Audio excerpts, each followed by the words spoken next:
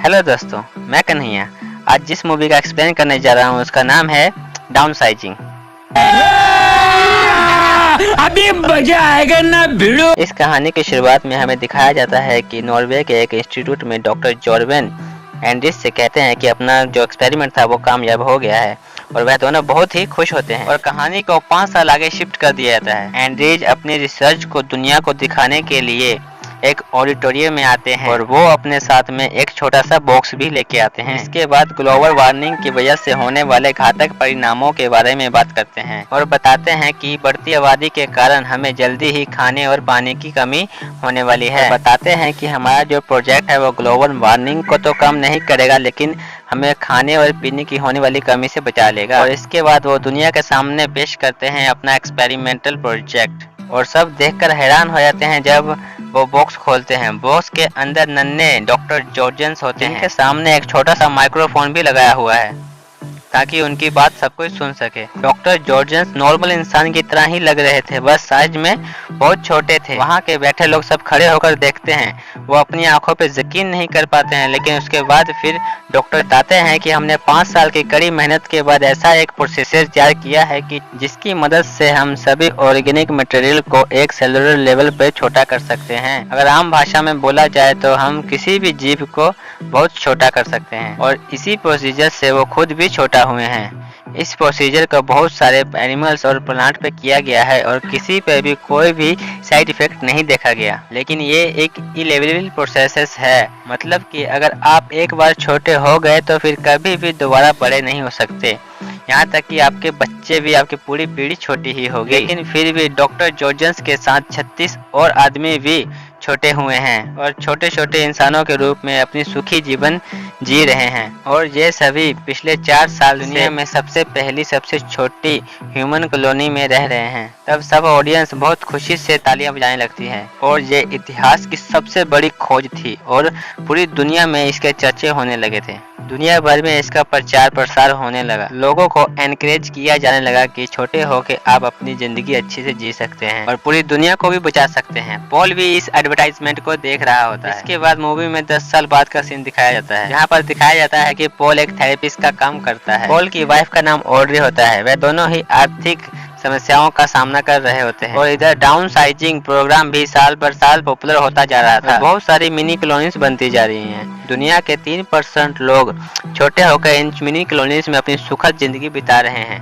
एक दिन पॉल एक पार्टी में जाता है, वहाँ अपने पुराने फ्रेंड्स डेव एंड कैल से मिलता है जो कि छोटे हो चुके हैं और पार्टी में एक छोटे से बॉक्स में आते हैं। पॉल को बताता है कि छोटा होना उसकी लाइफ का सबसे अच्छा डिसीजन साबित हुआ और मेरे खर्चे 90% तक कम हो गए और मैं एक शानदार जीवन जी रहा हूँ। पहले मैं भी तुम्हारी तरह आर्थिक परेशानियों से घिरा हुआ था और बहुत ही मुश्किल लाइफ जी रहा था। और अगले ही दिन पॉल और उसकी वाइफ डाउन साइजिंग को अच्छी तरह से समझने के लिए नीदरलैंड जाते हैं, जहाँ एक छोटा सा आदमी अपनी शानदार जिंदगी दिखा रहा होता है। वो अपना आलीशान घर दिखा रहा होता है और उसमें एक लेडी होती है जो नहा रही होती है और अपना डायमंड सेट दिखाती है जो कि मात्र $87 का होता है और कहता है कि छोटा होने के बाद आप अपना ड्रीम हाउस खरीद सकते हैं। वह आदमी अपने छोटा होने के और भी बहुत सारे फायदे बताता है, जैसे उदाहरण के तौर पर मान लो तुम्हारा अभी एक बिस्किट में क्या हो पाएगा, वहीं अगर वो बिस्किट आप छोटा होने के बाद खाओगे तो पूरी फैमिली मिलकर पेट भर के भी खाओगे फिर भी वो बिस्किट बच जाएगा और पूरा पैकेट लंबे समय तक चलेगा। ये सारी बातें सुन के आखिरकार ये दोनों भी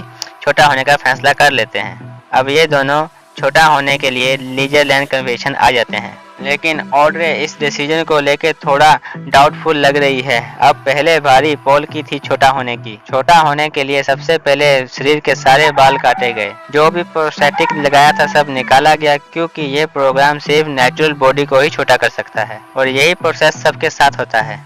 इन सब को बिना कपड़ों के ऑब्जर्वेशन रूम में लटाया गया और कुछ ही देर के प्रोसेस के बाद देखते हैं कि ये सब छोटे हो चुके हैं। इन सब को यहाँ से बहुत ही संभाल के उठाया जाता है और इनके जो प्रोस्थेटिक निकाले थे वो छोटे छोटे प्रोस्थेटिक लगा दिए जाते हैं। तो इस तरह डाउन साइजिंग प्रोसेसिंग पूरा हो जाता है। एक नर्स आती है जो उसे बहुत बड़े बड़े बिस्किट गिफ्ट करती है। फिर पॉल नर्स से ऑड्री के बारे में पूछता है और कुछ ही देर बाद नर्स ऑड्री से फोन पर बात करवाती है और हम देखते हैं ऑड्री एक आईब्रो के साथ पॉल से बातें कर रही हैं, जिसका मतलब यह था कि ऑड्रे अपने आधे प्रोसेस से ही उठ के भाग गई थी। वो पॉल से कहती है कि वो छोटा होना नहीं चाहती, वो तो सिर्फ पॉल के कहने पे यहाँ तक आ गई थी, पर अब वो ऐसा नहीं कर सकती और यहाँ से चली जाती है। अब पॉल मिनी कॉलोनी में चला जाता है और उसे लग्जरियस लाइफ मिल जाती है। अब पॉल के पास उसका ड्रीम हाउस है, लेकिन फिर भी वो खुश नहीं है क्योंकि ऑड्रे के बिना वो बहुत अकेला हो गया है। और कुछ ही सालों बाद इन दोनों का डिवोर्स हो जाता है। पॉल अपनी आलीशान जिंदगी तो जी रहा होता है, पर डिवोर्स के बाद उसकी आधी संपत्ति चली जाती है, जिसके कारण वो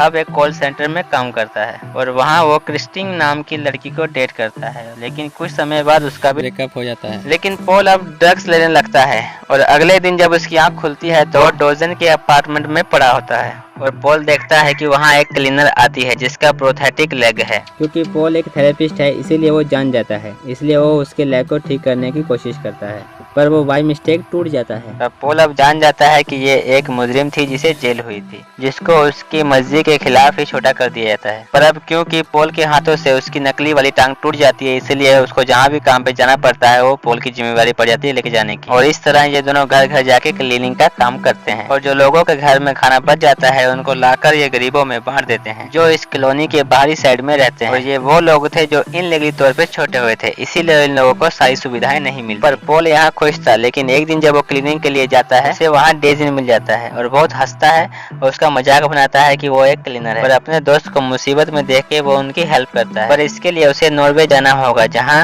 इस दुनिया की सबसे पहली छोटी कॉलोनी बनी हुई है। पर नोकनील मना करती है क्योंकि वहाँ डॉक्टर जॉर्जस है और ये वही डॉक्टर है जिनकी वजह से ये सब हुआ। ना ये डॉक्टर ऐसा एक्सपेरिमेंट करते, ना उनका ऐसा अभी हाल होता, वो ना ये प्रोजेक्ट बनाते, ना ये सब होता और उसकी लाइफ इतनी खराब ना होती। और सबके कहने पे आखिर में वो क्लीनर भी मान जाती है। तब वो फिर नॉर्वे के लिए निकल जाते हैं और फाइनली नोकलिन की मुलाकात डॉक्टर जॉर्जन से हो ही जाती है। फिर डॉक्टर जॉर्जन उनसे माफी मांगते हैं क्योंकि उनके आविष्कार का उस पर गलत प्रयोग किया गया। इसके बाद डॉक्टर जॉर्जन बताते हैं कि एंटार्क्टिका में मीथेन रिलीज हो रही है जिसके कारण ग्लोबल वार्मिंग और तेज हो जाएगी और इसे रोका नहीं जा सकता। बढ़ती जनसंख्या के कारण अगले 1000 साल में इंसान इस दुनिया से विलुप्त हो जाएगा। डाउन साइजिंग प्रोसेस इसे रोक सकता था, लेकिन पूरी दुनिया के सिर्फ 3% लोगों ने इसे अपनाया। अगली सुबह में वो फर्स्ट कॉलोनी में पहुंच जाते हैं। यहाँ एक छोटा सा गाँव है। यहाँ गाँव वालों ने कॉलोनी को बचाने के लिए पहाड़ों में एक बंकर टाइप जगह बना रखी है ताकि मास एक्सटेंशन के बाद भी लोगों को बचाया जा सके। और अगले ही दिन पूरा गांव डॉक्टर जॉर्जन के साथ इस बंकर टाइप बोल्ट में चला जाएगा, जहां हजारों साल तक जीवन पर्याप्त रहेगा और धरती पे जीवन खत्म होने के बाद भी ये लोग यहाँ से इंसानों को बचाया जा सकता है। डॉक्टर जॉर्जन कहते हैं जो हमारे साथ जाना चाहता है वो सुबह तक यहाँ आ जाए, क्योंकि एक बार अंदर जाने के बाद ये गेट धमाके के साथ बंद हो जाएगा जो कम से कम 100 साल तक नहीं खुलेगा। पॉल भी उन लोगों के साथ अंदर जाना चाहता है, लेकिन नोकलिन उसे मना कर देती है। फिर पॉल अकेला ही अंदर चला जाता है, पर दरवाजा बंद होने से पहले लास्ट टाइम पे ही पॉल बाहर आ जाता है और डिसाइड करता है कि मैं भी इसी दुनिया के साथ रहूंगा और दुनिया के साथ ही खत्म हो जाऊंगा। और उसके बाद लोकनैन और पॉल दोनों एक साथ रहने का फैसला करते हैं और इसी के साथ ये मूवी यहाँ खत्म हो जाती है। तो उम्मीद करता हूँ दोस्तों कि आपको आज की इस मूवी का एक्सप्लेनेशन बहुत पसंद आया होगा। इसी तरह की और भी मूवीज देखने के लिए आप हमारे चैनल को सब्सक्राइब कीजिए और बेल आइकन को जरूर दबाइएगा ताकि हमारी आने वाली हर वीडियो का नोटिफिकेशन आपको मिल सके। तो मिलते हैं अपनी नेक्स्ट वीडियो में दोस्तों, तब तक के लिए जय हिंद।